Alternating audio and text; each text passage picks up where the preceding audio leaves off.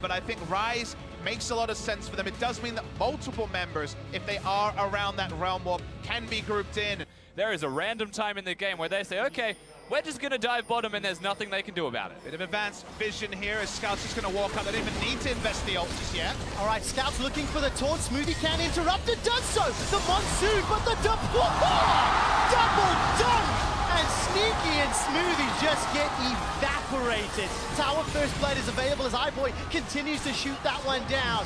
2 kills and Tower EDG are here to play. This is literally the EDG special. I gave you notice. How does C9 not know it's coming? Well, that's a question we're not going to have the answer for right now.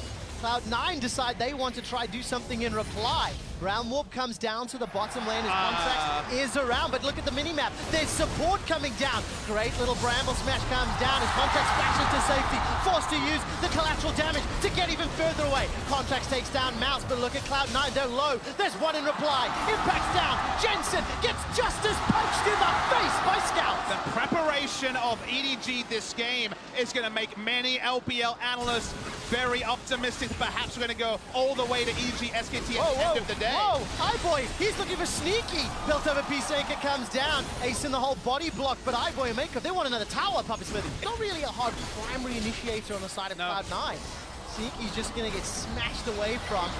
Summon a heal used there by Smoothie, and the support coming from EDG. Cataclysm can come down. Dunk goes over the wall, dunks down Smoothie. Monsoon buys a few seconds time for the entrance to arrive. Scout uses the Winds of War to pick up another kill. Now Contracts and Impact trying to turn it around. The teleport was impactful, but the Nature's Graph locks down Cloud9.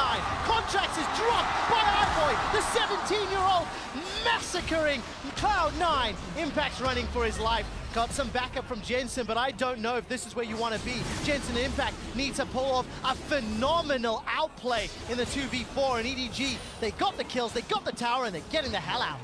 As the Rift Herald is summoned, that chip damage will chunk it down pretty low, almost in killing range, and Scout's got a flash taunt available to him. Flashes, hits the wall, still doesn't matter. Gets at least one onto Contracts. Wuhan erupts as EDG secure their third tower. And there's no one to stop her. All right, Flash Cleanse is available for Jensen. He gets away from one, locked inside the Cataclysm. There's nowhere to go. iBoy gets in range to pick out the kill, and actually that's a full team assist. EDG get the mid laner of Cloud9. 3 ultimates used, but no summoner spells needed by the EDG roster, just finding Jensen out of position. The most important part, Scout, ult straight away is mid lane. All right, iBoy's in a little bit of trouble. Flash is available to him, but the Nature's Grasp buys some time. Remember, 5v4 in the best case scenario. Impact, it's a good rupture onto iBoy, buys some time with the silence of that feral scream. Clearlove continues to chase down his iBoy. Crit after crit after crit, hammering away on Impact. Gets a shield from Lulu as the Feast gets some damage down in reply. But that's a death for Smoothie as well as Impact. Now Sneaky's the target. Scout looking for the Durand Torch. I think it's on cooldown though, and Contract's gonna look to turn around. So that's 3. Justice Punch into the Torch. Cloud9 step too far forward, rooted down by Mouse, and that's another for EDG. EDG are an initiation freight train whose only destination is the enemy nexus. They keep piling on. They don't need great vision. They have so many frontline tanks who can start fights, and all Cloud9 can do is rush home. And with 3 people dead, this isn't just the turret, this is potentially the inhibitor to go down afterwards. Baron is not the primary objective, as you mentioned. It's engaging, killing C9.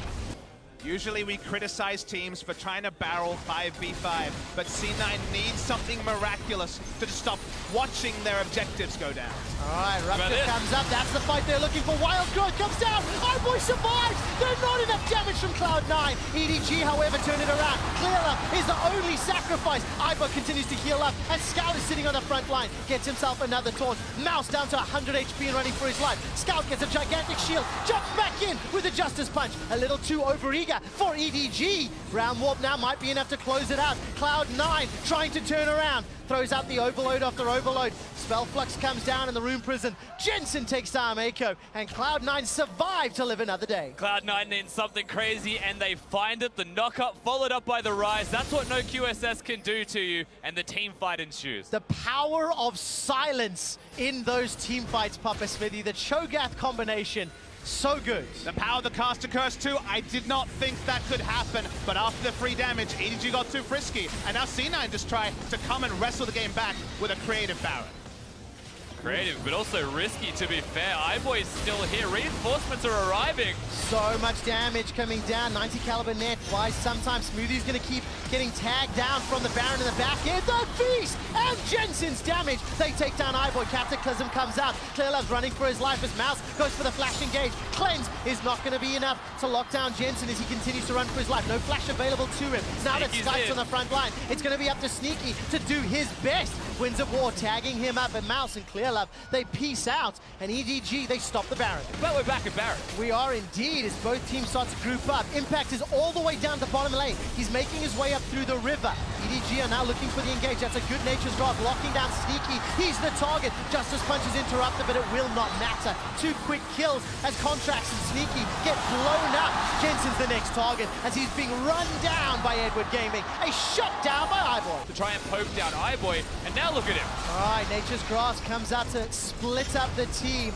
Rooting down Impact. He throws the flash backwards. Redemption's coming down. Scouts is on the back end. iBoy runs past the tower. That's the first of the fighters. Clearlove gets the second. The inhibitor turret will fall. It's Mako that gets the final hit. And now the inhibitor as well. And mid lane starting to get minions empowered by Baron as well. Very shortly, the supers are crashing. EDG want to end. The Nexus turrets are all that remain in front of EDG. Flash forward. iBoy's the target, but he manages to stay alive. Flash still available to him. Jensen gets tagged. Dunk killed by EDG. The 22nd time that EDG have killed a Cloud9 member. The last remaining Nexus turret gets focused down. Edward Gaming keeps their hopes and playoffs alive.